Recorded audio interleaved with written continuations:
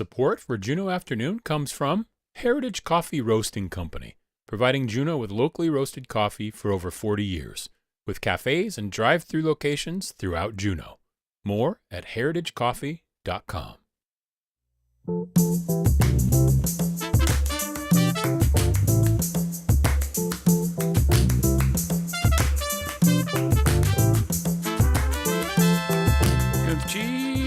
Hawa Tuxknusum Salama. Thank you for tuning in. Welcome to Juneau Afternoon from community-supported KTOO. I'm Boston Christopher. You can also join us via our live stream on KTOO's YouTube and Facebook pages. Today, we chat about some First Friday events, including the next Solo Artists Exhibition opening at the Alaska State Museum, Embrace, Reflect, Release, by mixed media sculptor and performance artist Myesha Callahan Freet. Then a group of 4 women, 3 artists, and 1 marine biologist, bringing the beauty of the deep sea to the public through international art and science events, are doing it through the Unseen Ocean Collective Art Show, which is opening at the Juneau Arts and Humanities Council this Friday, February 6th. Megan Jones is here to tell us more. And we begin today with Lisa Weissler, author of Capital Crude, The Impact on Oil on Alaska Politics. Lisa will have an interview and a Q&A session with Pat Race at Alaska Robotics tomorrow, February 5th at 6 p.m. And then on Friday, she'll have a book signing at Hearthside's downtown location during First Friday from 4:30 to 7 p.m. Gunchi Shaigudi, thank you so much. It's a pleasure to welcome you to the studio, Lisa. Wasiiti, how are you? Thank you. Very well. Excellent. So let's start with first a little bit about your background. I know you came here in, I think it was 1980. Tell us about what you did here through your life. Oh, dear. Okay. I came in 1980 for a temporary job with the U.S. Forest Service. I actually had a forestry degree. And, it's just supposed to be a summer job. And like many people who are still that here, story. I fell in love with Juneau and I stayed. And the temporary job ended. I really looking for a job and ended up at the legislature. And discovered a whole new world that I really, really enjoyed. And so I worked many legislative sessions. Also worked for the Department of Natural Resources as a special assistant. And I went to law school and then worked for the coastal program. And then I was an attorney for the state for the coastal program. Back to the legislature for a while, and then I ended my career as an oil and gas attorney for the state. Oil and gas attorney for the state. Yes. Okay. And then you retired? I did retire, but I wasn't quite done yet. And so, I worked another session for Senator Hollis French in 2012. I worked a year for Governor Walker, his first year, and then my last main job with the state was with Representative Andy Josephson in 2017. Okay. Yes. And then you recently relocated for retirement down to Bellingham? I did, regretfully. But, Regretfully. as you age, you start to think about that. And Yeah. so, 2024, we moved to Bellingham. Okay. That's a beautiful location It's as lovely, well. and it's just down the channel. Yeah, it's just down the way. Yeah, not too exactly. far. It's a little Exactly. sister city. Right.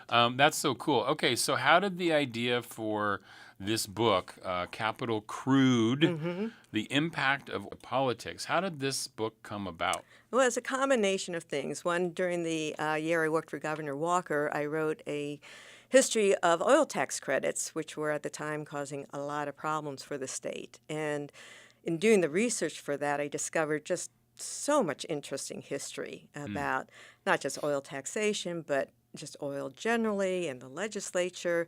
And the paper itself really sort of started that idea. The other part of it is I started working for the legislature in 1981 in March, and in June that year there was a coup, what's called the coup, when some Republicans and Democrats actually overthrew the Democratic majority. And most of us from that time felt like there was a big change in Alaska politics. Something happened then related to oil, of course. And what I wanted to do, I knew the story after 1981, but I didn't know the story leading up to that. Were things really different? And so that was also a part of what drove me to write the book, is to explore what came before. And what did you find? Oh, so interesting. There was a profound change and marked much more clearly than you would expect. I think this is something that's happened across the country in terms of corporations dealing with government. But because Alaska has such a small population and we have one major industry, the story was just so clear. So if you start back in the 1960s, when there was oil, it was in Cook Inlet, the North Slope, the big fields hadn't been discovered yet. The legislature, governors were skeptical of the oil industry, and they were willing to raise the oil tax, which, by the way, our first oil and gas production tax was in 1955, Oh, wow. before oil was discovered, and it was a Representative Irene Ryan who wrote it, the Oh. first tax. Yeah, and she was like the state's first woman geologist, first woman to fly solo in Alaska. So anyhow, interesting Her name person. is Irene Ryan? Irene Ryan. Also the name of a famous actor who... Yeah, it was. As well. Doing research on her, Yeah. you probably had lost to an iron. Yes, you had to discover the exactly, difference. Yeah. exactly. Yeah. So anyhow, in the '60s, these are people who had just come out of being a territory and feeling very the canneries and the mining interests had all kept the territory from really thriving. And so they were very skeptical of another industry coming to Alaska to exploit Alaska's resources. And so it was bipartisan support for things like taxation, regulation. You get into the '70s, and now we've got Prudhoe Bay and how that's massive, massive oil field. And again, the skepticism was still there of the industry and a real willingness to protect Alaska's interests. I mean, they made fun of these oil men coming up from Texas. And so you saw pretty strong laws and taxation on the oil industry through the '70s. And then as we get to the coup. And now in 1980, 1981, that is when the most oil was coming out of the North Slope. And is that because of the pipeline? Was that like, The did pipeline- that change things a little bit? Well, the pipeline made everything possible. More increased the production and ability, right? Well, yeah. I mean, Yeah. without the pipeline, there would have been no oil market. Right. Well, I say that. They might have gone over the top. They would have figured it out, Yeah, right? they would have Yeah, figured yeah. it out. Yeah. But anyhow, yes, the oil pipeline was now fully functional. 2 million barrels of oil a day going down the pipeline, and that was the peak production. Buckets of money. I mean, billions of dollars coming to the state. And so now you had oil money pouring in. And in fact, this coup, part of the issue was that there were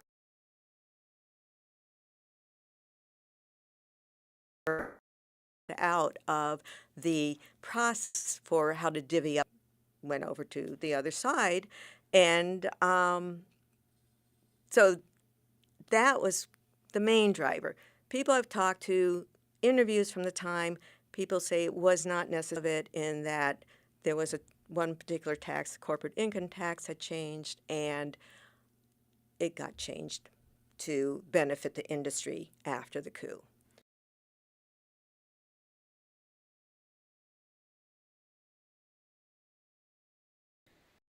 Politics, in Alaska politics, in the oil company, getting people elected who were going to keep taxes low on the industry and limit the amount of regulation that they would be subject to.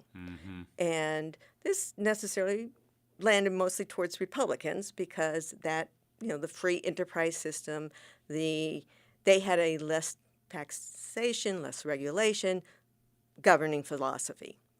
And so what had been a Democratic-leaning state now became a Republican-leaning state. And this is in the 80s, around that This was time? in the 80s. 1986 is when you really saw a dramatic switch in terms of how much money the companies were willing to throw into these races and just how much they were involved. So as I say, it was a very clear mark right in the 80s. And you saw that continuing all the way through the 80s and really, I would say up until, well, it now even, you know. I mean, Alaska's good in that it never got all the way to one side or another. Somehow there was always a little bit of a balance there. But by and large, it was on the conservative side of things. And eventually, the people who were being elected, who had this sort of anti-tax, anti-regulation mentality, it really came to an overarching anti-government philosophy. And over time, that started separating Alaskans from their government. And, you know, it was, don't tax us, give us our dividends, and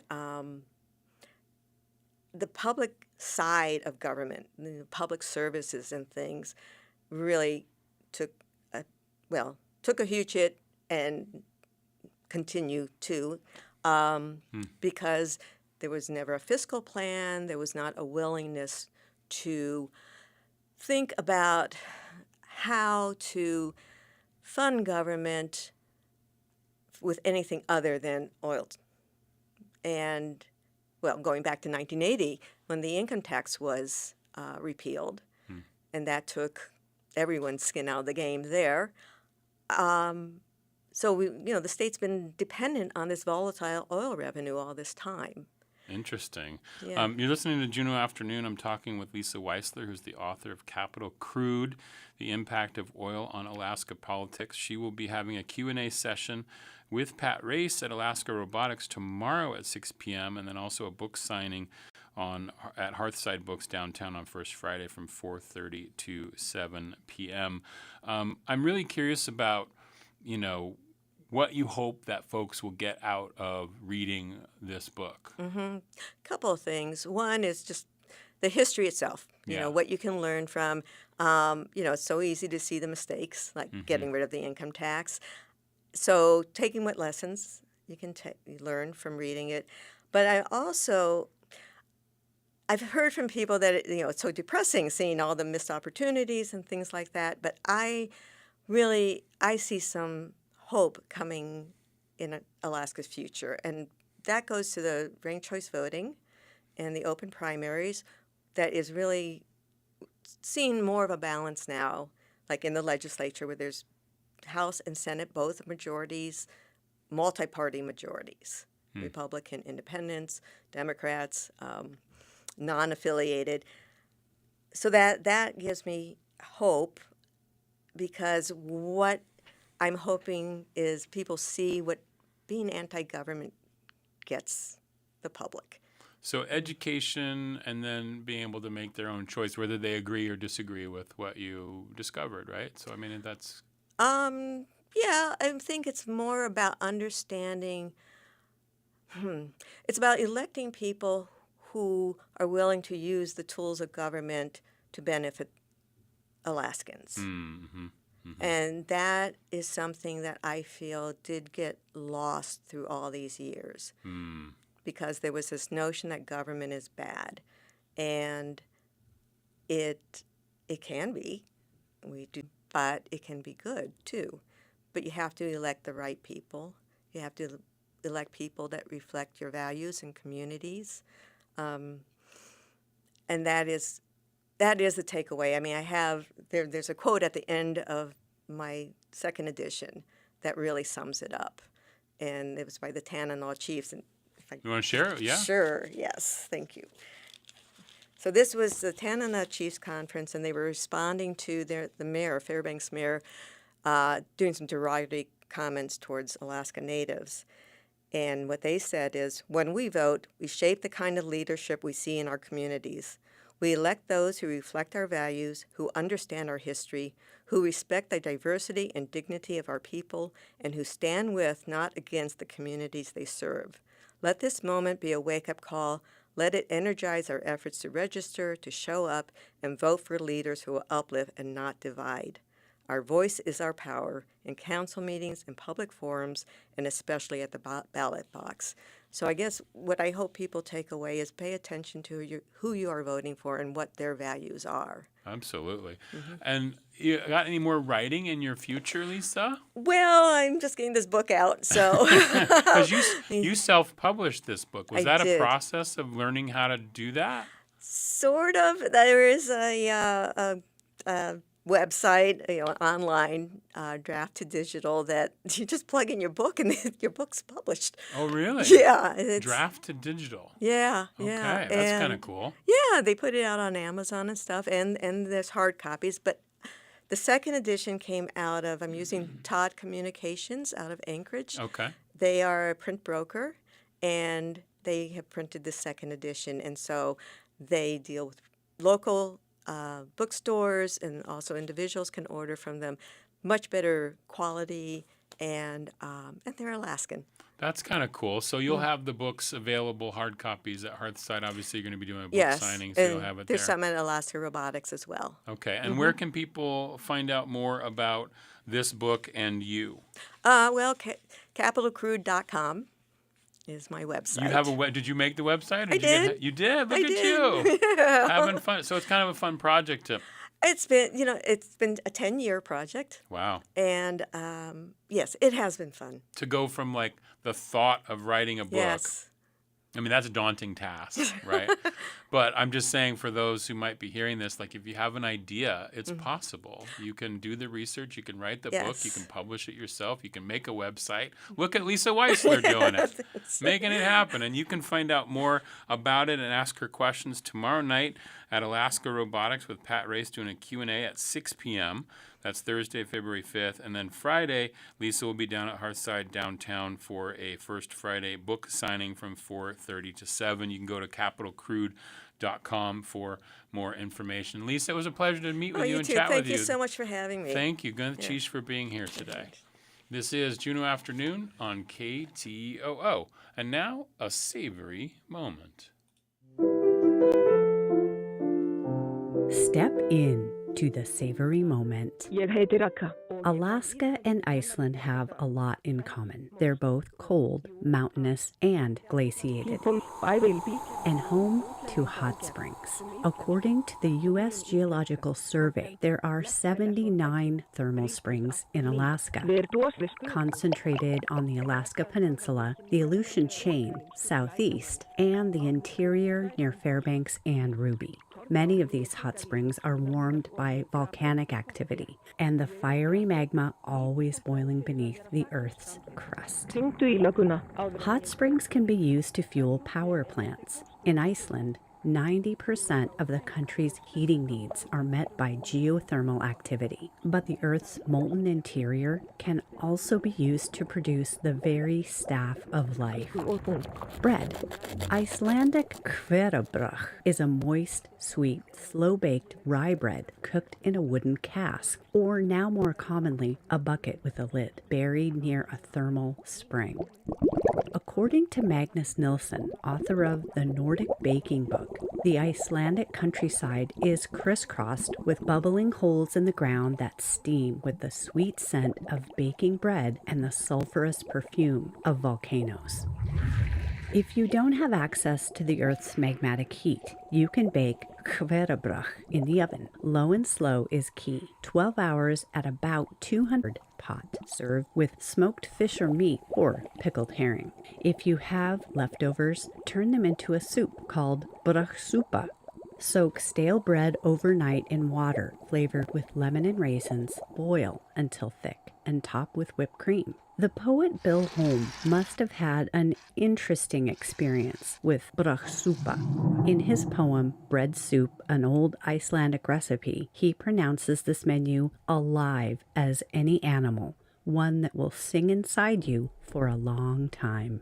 Find links to Bill Holmes' poem and a recipe for kverebrach at savorymoment.org from the studios of KCAW in Sitka, Alaska. I'm Beth Shortroads. Whatever is on your dinner table tonight, may you savor the moment. Support for Juneau Afternoon comes from Alaska Airlines Club 49. Membership information available at club49hub.com.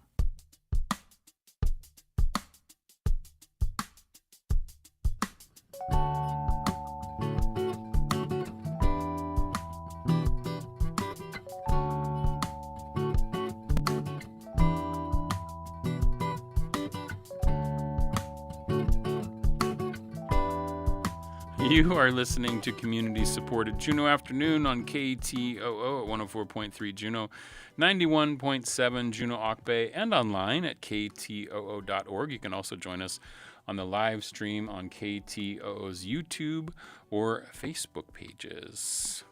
I'm Boston Christopher.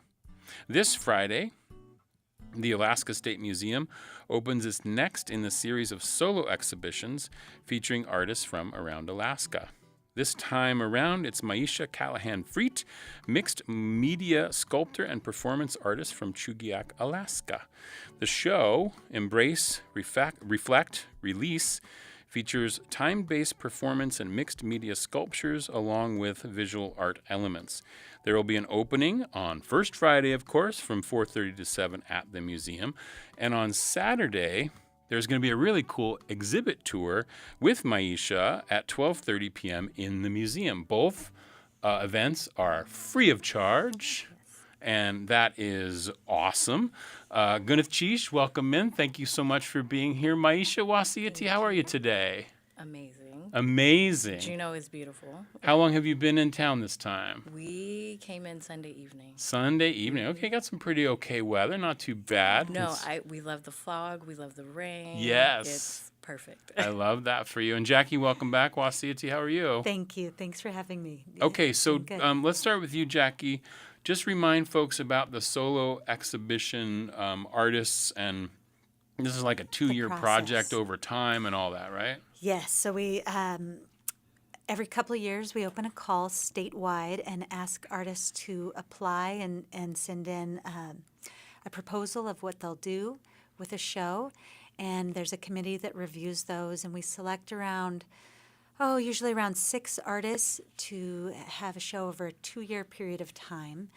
And the next call we're going to be opening in the fall, so please keep an eye out for that. We'll have stuff up on the museum website. But yeah, there's one more after Myesha. The last is Shigen George, who's Juneau-based. So looking forward to Shigen's show as well. So when you get these submissions, what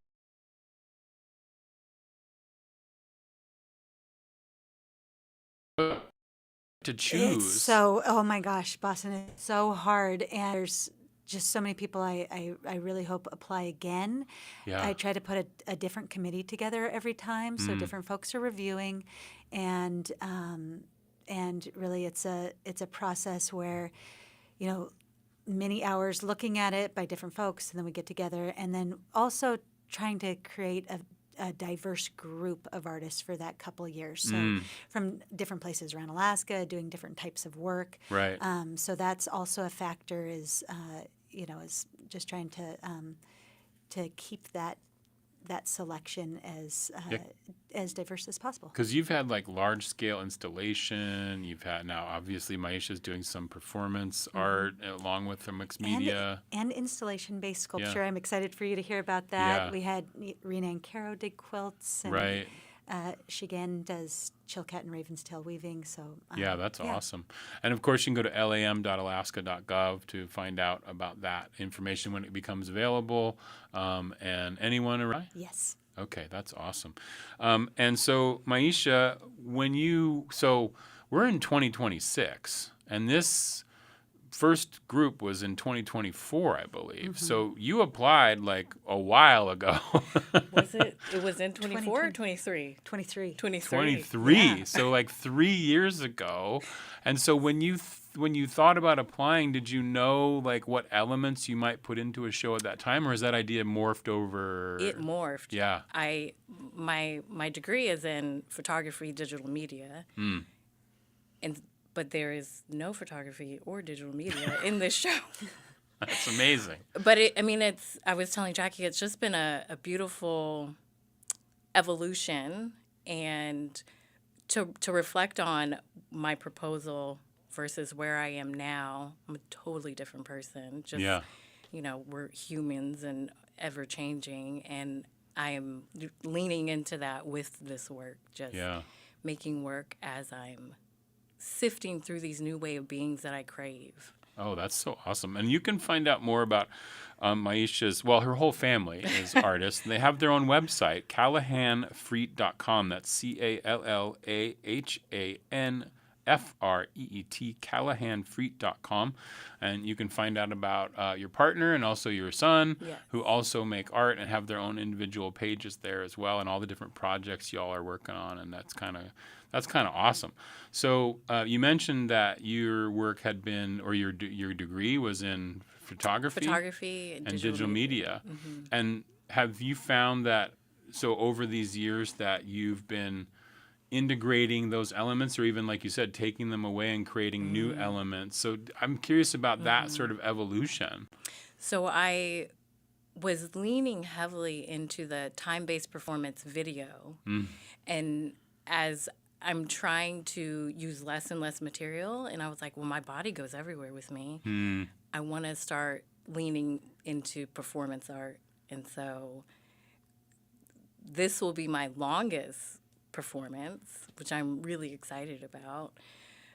And just, I don't want to be carrying things with me. And so anytime I can just use my body, I want to just use my body. So this opening and the exhibit tour will both include some performance? Only the opening. Only the opening. So Friday night, you're going to do a live performance. Yes. But the exhibit has some filmed performance, or how does that work? No. If you miss the performance, you just miss it. Oh, wow. Oh, one time only. You got to be there. And is it going to be done more than once in that time period? How long is it? No. How long is the performance? You should come. I might, but that's why I got to figure out what time, because it's from the opening's from 4:30 to 7. Yeah, I'll start performing at 5:30. 5:30. Okay, all right. Yes. And that's just going to be a one-time deal. Yes. Okay, I gotcha. But there's 6 pieces in all. So if you miss the performance, the exhibit's up until April 4th, and there are also these incredible installation sculptural pieces. Oh, yeah. And then remnants from the performance that will be there, so you'll be able to still see what Myesha did during the performance. I see. I saw one that you have on your lam.alaska.gov site, a sculpture. But tell me about the sculpture work that you do, Myesha. So for this, excuse me. Yeah. For this show in particular, I have a net that I fashioned out of my own hair. Oh, okay. Just hair that I grew from 2013, and then I cut my hair in 2018 and put it in a bag because I said, oh, I know one day I will do something with this. Right. And so I really... Also light to carry. Right? Very light. Very light. And that's like an evolution of the self-portrait. And so it's like, this is me. This is my essence. And so fashion that into a net, and really excited about that piece and how it came out. And so. And tell me about some of the other sculptures. I think the one on the website is, Which one? It that? Oh, okay. Is it Death to something? Death to the Mother I Once Was. Yeah, that's right. Okay, yeah. Tell me about that. I had a dream that I made a coffin, and I said, oh, that's kind of crazy. But I really was reflecting on our son turning 18 and just constant grieving process for me because, stages, and he's 18. He does not need me the way that he used to need me. And I really want to lean into that and lean into the advisor role if he wants that. And so the coffin is covered in lumen prints from flowers that he planted for me that I saved, and I made 18 prints and then collaged the coffin out of it. And so it's the beauty in the grieving process that mothers go through. Oh, that sounds gorgeous. Yeah, that's going to be beautiful. Yeah. And so I'm curious about like where your impulse was to begin making art. Was it when you were a kid or a teenager, or where did it come from? My mother's a creative. My father's a creative. I can remember the first like memory of creating something. I made my brother this. I think it was a happy face, but I got everything out of the trash and like fashioned this birthday present for him, and just just creating art. But it wasn't until I wanted to work in corporate America. Sun was shining outside. I'm sitting in a cubicle, and I was like, what am I doing? That moment, right? And I stood up, and I went to my boss, and I said, I have to quit. Really? And he was like, what's happening? And I was like, I want to go to art school. I was like, I won't be here. And that was mid-20s. So it was late going to get my degree, but always been interested in photography and taking pictures and, finally making that leap. But it was like, oh, the sun's out. This is not going to be my life. That's amazing that you hear that a lot, or people feel that a lot. You're stuck in something and you're like, why, how did I get here? Yeah. How did I get into this moment? And do I need, and then the fear that can overtake you and not needing and wanting to change, but the uncertainty, like school costs money, right? Like, what does that mean? Will I be successful? Is that really what I want to commit to? Like all those questions. What is success? Right. What does that mean? I want to make art. I make art. Yeah. That's success, right? Yeah. Yeah. That's amazing. Yeah. I love that moment of discovery for people when they can feel that, It can pass a lot of people by, and then other people, it changes their life, and it sounds like that's what it did for you. That's kind of cool.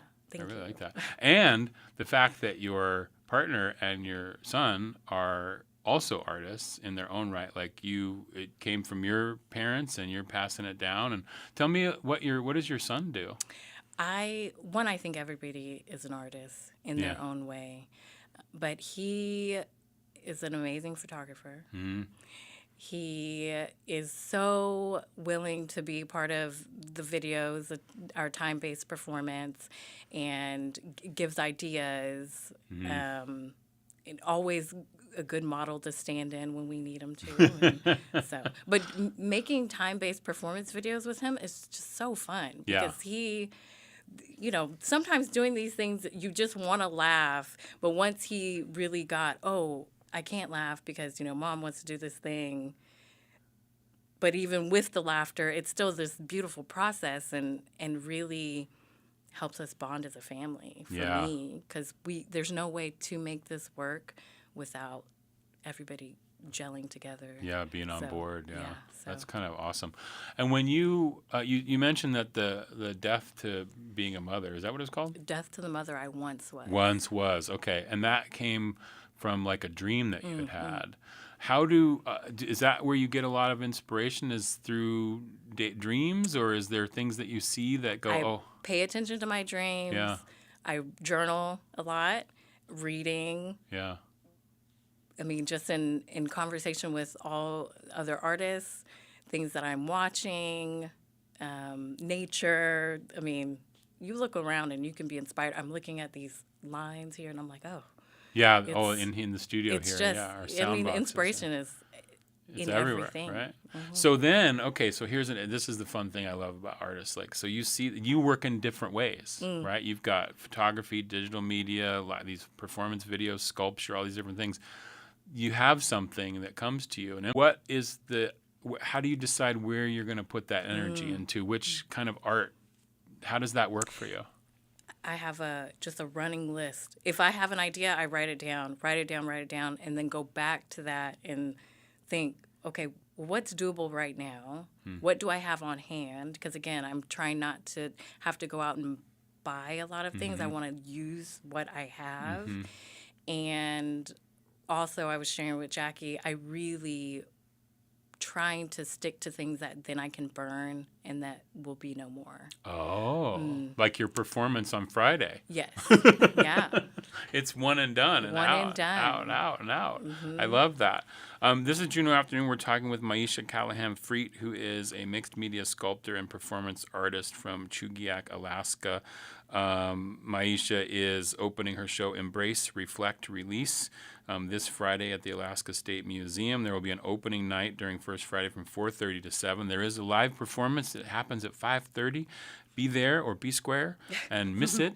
And then on Saturday, there's going to be an exhibit tour with Myesha at 12:30. And is this where are you going to take people through all the different pieces? Tell And me a little bit about what's discuss- going to happen. Yeah, discuss every piece, Okay. I would think. Yeah. Yeah. So that'll be about Answer an hour or so? questions. Yeah, about 45 minutes to an 40 yeah. hour. Okay. And often we'll do like a slideshow, but to be in the gallery with the artist, I think is it's not something we do often, and it's a really unique experience. So Awesome. hope folks can make it. So, and Jackie, tell me again the details on how long this is going to be up and all of that good stuff. So the exhibit will run through April 4th. Okay. So you got a couple months. I mean, being there for the opening to see the live performance, definitely recommend that. But we will have photographs showing that we're going to add and back into the gallery. So if you miss it, you'll be able to see an image of what happened during opening night. But you have a couple months to come see the show. And First Fridays are always free at the museum. And Saturday, this exhibit tour is free as well, as you mentioned. And following that, there is Sketching in the Museum, which is a relatively new program with our Friends group. So that'll start at 1:30. So if folks want to come hear Myesha's talk and then participate in the Sketching in the Museum. Lots of things going on Saturday at the museum. That's awesome because the Sketching in the Museum has been going on for a few months now, right? Yep. Yeah, and it's once a month. Yes, and Yeah. this month it's MK McNaughton's going to kick it off with, I think it's about 20 minutes to a half an hour demo and talking about aspects of her work or things you could focus on. And then, the other hour and a half, you just get to sketch. Absolutely cool. Myesha Callahan Freet, what a pleasure to meet you. Thank you so Congratulations on your show I here. appreciate it. And break a leg on the live performance aspect of that. Really appreciate you coming in. Thanks for Thank having you. us. Gonna cheesh. This is Juneau Afternoon on KTOO. Hanson Gress, Ka eat with the shuyi, where Kashuk ayitin. Jin kat ka kay jin talk anakaya haanikak, gunis cheesh. I'm Dr. Anthony Lazarowitz, and this is Climate Connections.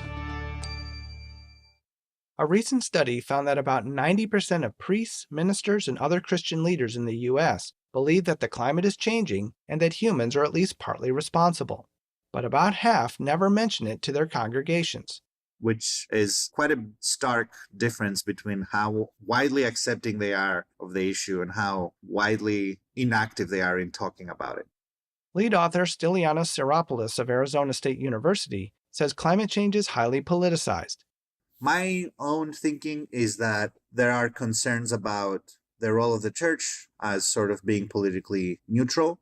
But he says by not talking about it, they are reinforcing this climate of silence where the religious congregants believe that because they don't hear anything about the issue, then that everything is fine, or that the religious leader does not care about the issue, which then just reinforces the status quo, which is to not care and not act.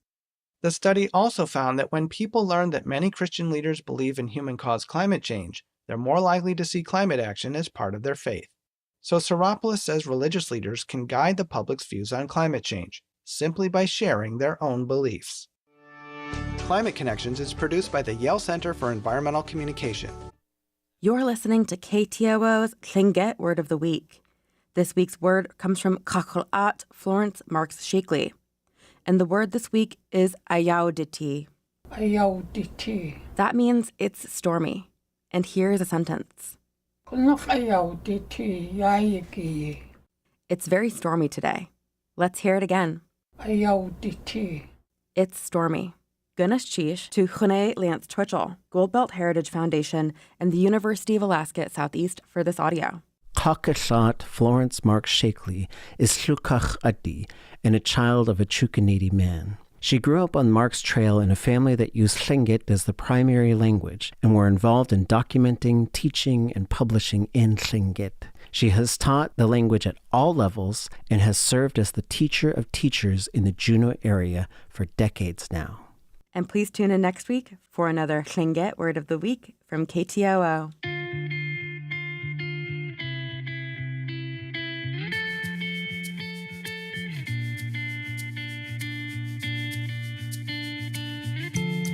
You're listening to Juneau Afternoon from Studio 2K at KTOO, dedicated to Carolyn Hobbs Peterson. I am your host, Boston Christopher.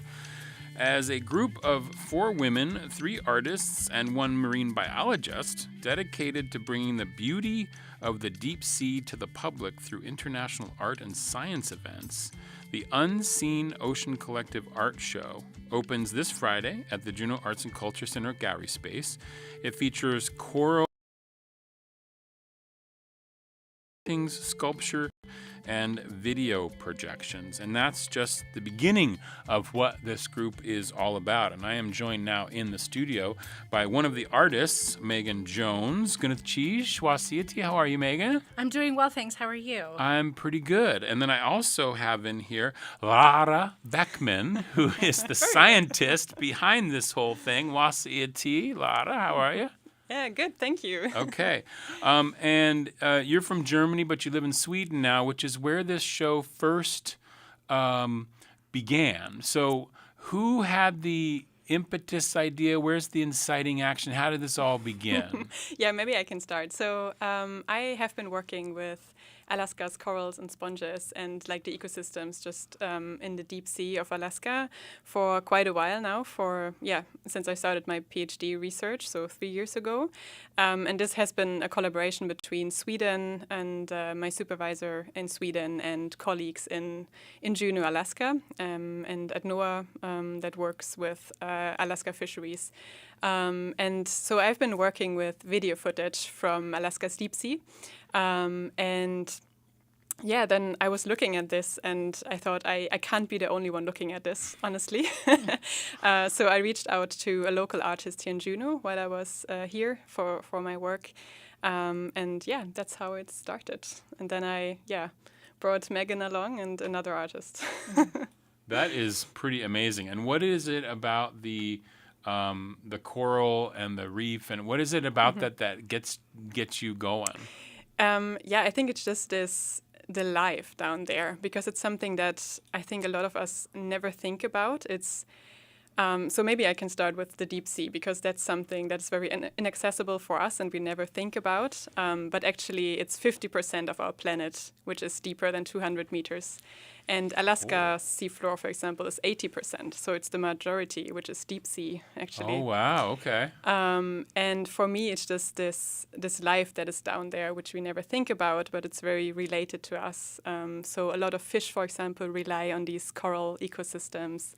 And it's just a wonderful nature. I mean, one of those things is like, when you see the videos of the deep sea and the teeming life that's down there, and the fishes swimming through the coral. I mean, you want to do it, right? Not everybody gets that chance, right?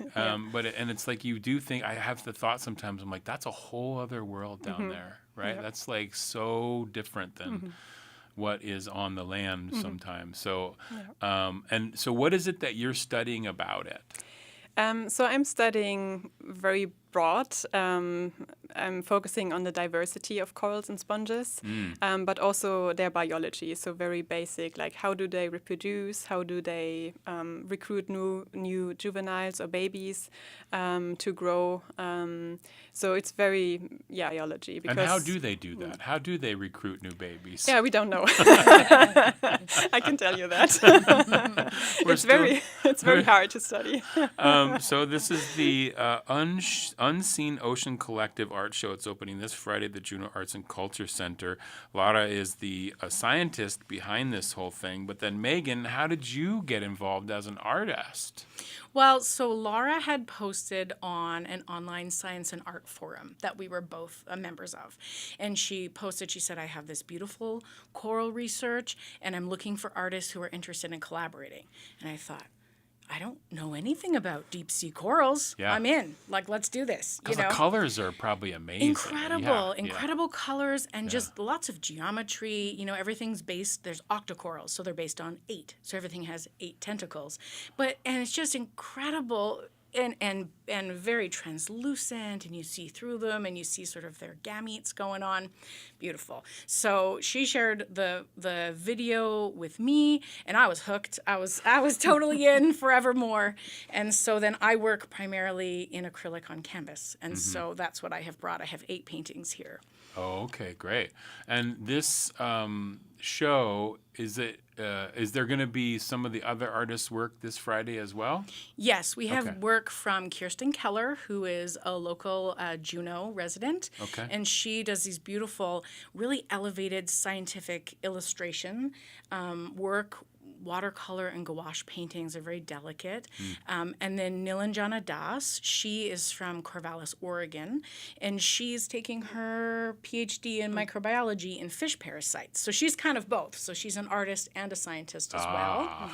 And she has made some incredible sculptures of Paragorgia, which is a bubblegum coral, and a sea pen, Umbellula sea pen, a couple other ones. Different sponges. Yeah, different sponges. So she has the sculpture cornered. Yeah. And so we have paintings and sculptures, and then a beautiful projection of all of this deep sea footage so you can see it for yourself. That's amazing. And Megan, where are you from? I'm originally from Canada, but I live in Spokane, Washington right now. Okay, so Spokane, Oregon, Juneau, West Coasty. Yes. Seems like, and then Sweden. Yes. Yes. Yes. I'm the other one. That's pretty amazing. So when the show opened in Sweden, did you all go over there? No, we weren't able to go. Yeah. And it was actually at a symposium, which was a little bit more of a closed situation for attendees only. Yeah, it was very short. It was only 3 days, and it was just to see how, this work that you're doing and how you collaborated with these artists and stuff. Yeah. So, Megan, you said you work primarily in acrylic, right? Is that what you said? Yes. So, is like the inspiration, did you use the video to try to create? Were you trying to recreate, or were you taking it and making it into something else? I'm curious about your process, basically. Right. So I did work primarily from video. Many of the times I would be watching the video and pausing a huge sequence of images, and then I would sort of knit them together in Photoshop to get exactly what I wanted. And then I would recreate them. I would say that with my style, it's 75% accuracy, 25% magic. That's where we're at. It's just because by the end, it's like the first 75% is like, okay, what color is it? What color is it really? And then the last 25 is like, what color could it be? You know, let's get it in there. Let's make it, because it needs to function as a painting. It's not a photograph anymore, right? It needs to be a beautiful painting. And for me, my whole sort of inspiration is like rebranding the deep sea a little bit. We hear a lot about how scary it is. We hear a lot about things with big teeth. We hear a lot about, the deep sea is like a terrifying abyssal place. It's not. It's beautiful. Well, the Little Mermaid might say otherwise. She might, but I don't think she went that deep.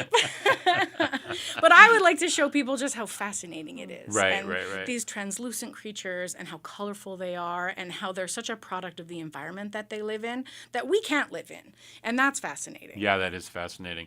And the idea of the colors, let's talk about that a little bit. Like, yes. Are there colors that are in there in the the deep sea, the corals and the sponges and stuff that you have difficulty making that color? Is it hard to match the color, or are they just so vibrant that you're taking like, okay, I can get that purple, I can make this and that kind of thing? I'm just curious. They're pretty vibrant. Yeah. They really are impressive at how vibrant they are. I think the other thing to remember too is because it's the deep sea, there is no natural light. We cannot bring natural light to the deep sea, and we cannot bring the deep sea to natural light. It's impossible. The two things cannot coexist. So we only see it through the lights we use. So like the film, the cameras. Floodlights. Yeah. So it's often very dramatic lighting. It can be very harsh lighting, but I think it's really interesting when you get in there and you have these deep cast shadows and these very, very bright white highlights. And then there can be a huge spectrum of color in there, especially with some animals like octopus, right? They're making their own color. They're bringing their own luminescence to the party. The only word I remember from art class in college, chiaroscuro, right? Like sort of the dark and the light, right? You have found the perfect word to describe exactly what I am talking Hey, about. look at that. My Well education done. paid off. Well done. That is exactly what I'm speaking of. So the show is going to be this Friday. You two will be there. Are the other artists going to be there We as are well? all there. Yeah. You're all there. That's going to be amazing. So you can meet everybody on Friday from 4 to 7 over at the Juneau Arts and Culture Gallery Space. The show will be up for the month, I guess. Correct. So was the other person that was involved here from Juneau, is that who applied to have the show here, Kirsten? Yes. So Yeah, she applied at the Jack to have this show there, right? Because they do Yes. this series and stuff, and thought it would be a good thing to show. Yeah. Right. That's and the so show cool. is going to each of our homes. Oh, so I it's see. been Okay. in Sweden, and then it's here in Juneau, and then in April of 26 it's coming to Spokane, and then over the summer it's going to Oregon. Yeah. Oh, that's amazing. That's going Yeah. to be great that it's going everywhere. And of course, you can go to unseenoceancollective.com and follow along the journey. Is there also like an Instagram and stuff? Yep, same name. Same name. Unseen Okay. Ocean Collective. We try to post on there as much as we can handle. Is there future collaboration here possible in terms of like, this seems like something broad in terms of the ability, because you're discovering more as you do your research. And then so there's more. Absolutely. There's more coming. Yeah. We're Okay. not quite sure what it looks like Yeah, yet not because yet. somebody has to finish their PhD. It's 100% not me, but it sounds busy and complicated. Yes. So Yeah. we're trying to make space for everybody to Yeah. get done their life things that they have to do, but we're also trying to pursue what we want to do relentlessly. I love that. And Laura, what is your plan after you complete your PhD? What is it that you hope to do with your work? I would like to continue the research, definitely, maybe even in Alaska, because it's really a niche work. There are not a lot of people doing this type of work. That's why we come in from Sweden, because there are very few experts working on these ecosystems. So I would really like to continue working with this, especially in Alaska, because it's such an amazing place. And you have the, what is it that you're going to, how is the research going to be helpful? What is it going to do eventually? That's what I'm curious about. So this type of research can help.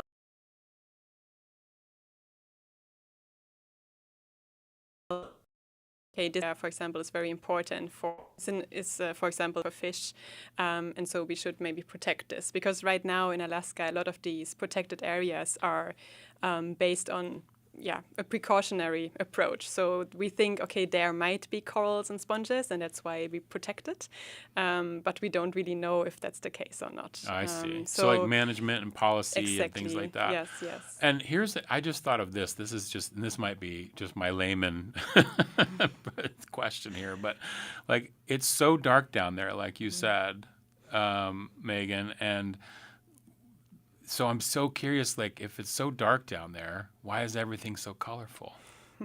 That is a great question. And a lot of it is in shades of red or orange, because that's the first color you lose as you go down the water column.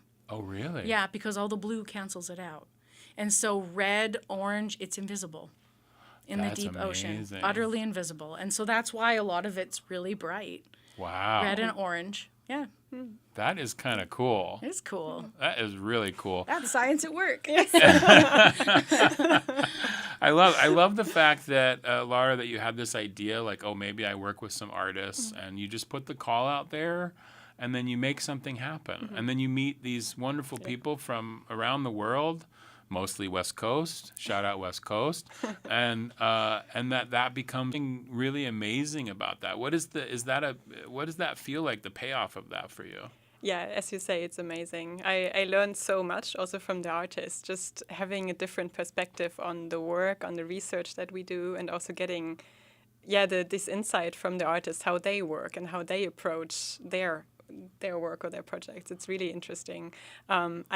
I gain a lot from this collaboration. Yeah. And Megan, had you worked with a scientist before to create art? No, not in this capacity. I had been given photographs to work from, but I'd never had sort of firsthand access to like, well, what is that? Well, what is that? Well, no, tell me more about this thing. Yeah. You know, I mean, we were sitting around last night eating pizza, watching videos, and just be like, tell me what that is. Tell me what that is. It's amazing. I love it so much. That is so cool. And so what's been the best takeaway for you, Megan? Oh, it's just this whole brand new world. Yeah. Really, it's pretty magical. And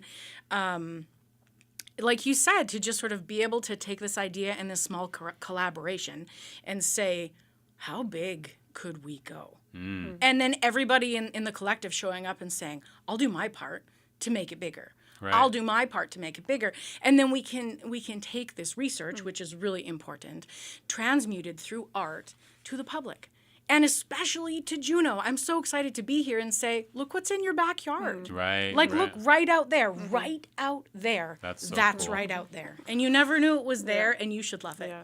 You should love it. Yeah. It's the Unseen Ocean Collective Art Show. It's opening this first Friday at the Juneau Arts and Culture Center gallery, the center's gallery space. It features coral and sponge gardens teeming with life and paintings, sculpture, and video projections. And it's a traveling art show. It's here in Juneau. It'll be here for the month. And Laura Beckman and Megan Jones, I really appreciate you coming in and telling us about it. Gwyneth Cheesh, happy opening, and best of luck in all the future endeavors of science and art coming together. We need more of that. Thank you so much for having so us. Gwyneth Cheesh, this is Juneau Afternoon on KTOO.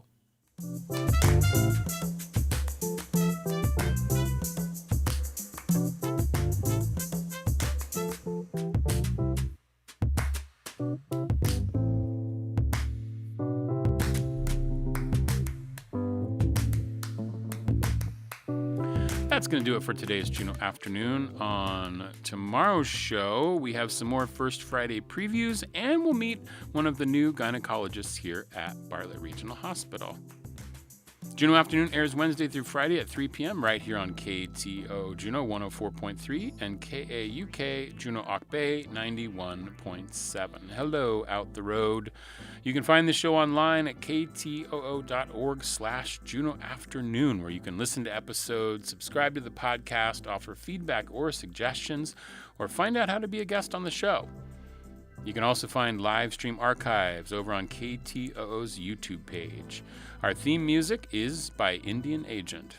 Programming support for Juneau Afternoon comes from listeners and viewers like you and Alaska Airlines Club 49, Hanson Gress, and Heritage Coffee Roasting Company. I'm Boston Christopher, producer and host of the program, with help today from Aaron Trepp. Gwyneth Cheesh, and have a fantastic Juneau Wednesday evening.